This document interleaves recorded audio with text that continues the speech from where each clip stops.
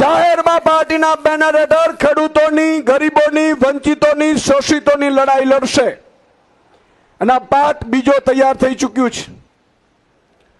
આજે આપણે ન માત્ર ખેડૂતો, આગામી સમયમાં મહિલાઓ માટે, આગામી સમયમાં આઉટસોર્સિંગ કર્મચારીઓ માટે, આગામી સમયમાં આશા વર્કર બહેનો, આંગણવાડી બહેનો માટે, આગામી સમયમાં આદિવાસીઓના જળ જંગલ જમીનના મુદ્દાઓ માટે, આગામી સમયમાં ખેડૂતોને પૂરતા ભાવ મળે અને એ પણ એપીએમસીમાં લાયલોન લગાડ્યા વગર એ માટેની વ્યવસ્થા કરવા માટે આપણે આંદોલનો કરવાના છીએ. આ હું ખુલ્લા મંચથી તમને કહેવા માંગુ છું. અને મિત્રો, સરકાર હોય તો શું થઈ શકે?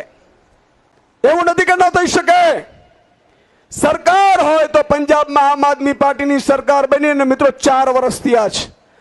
આજે તમે કહી શકો મિત્રો, એક એક આમ આદમી પાર્ટીનો સૈનિક ગામના ચોરે વચ્ચે કહી શકે છે કે વયા જાઓ પંજાબમાં કોઈ 200 મણ, 125 મણ, 150 મણની લોલીપોપ નહીં, જેટલું ખેડૂત ઉત્પાદન કરે એ પૂરેપૂરો ખેડૂતનો માલ સરકાર ટેકાના ભાવે લે તો જ એનું નામ સરકાર, બાકી ઘર ભેગી નહીં થઈ જાય. સાહેબ, આ પંજાબમાં ચાલુ કરી દીધું.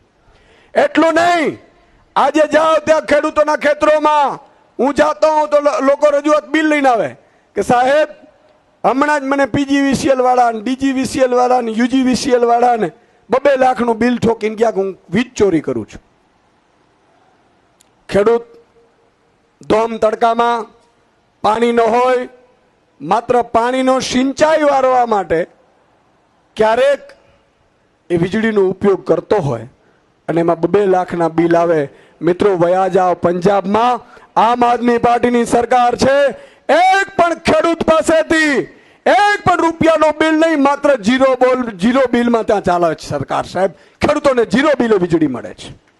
ન માત્ર ખેડૂતોને, મિત્રો, આમ આદમી પાર્ટીની સરકાર આવી ત્યાં નક્કી કર્યું કે મારા શહેરમાં પણ ગરીબો વસે છે.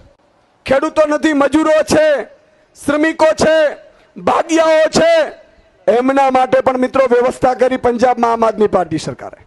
બીજું કે મિડલ ક્લાસ પણ સૌથી વધુ પીડાય છે. અત્યારે તમે જુઓ, અમદાવાદ, બરોડા, સુરત, રાજકોટનો મિડલ ક્લાસ સૌથી વધુ પીડાય છે, પણ આપણે એની સુધી પહોંચી નથી શક્યા.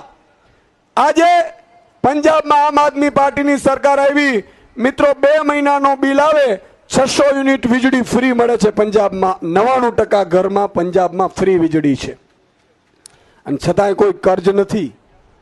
આ ગટિયાઓ 4 લાખ કરોડનું કર્જો આપણી ઉપર કર્યું છે.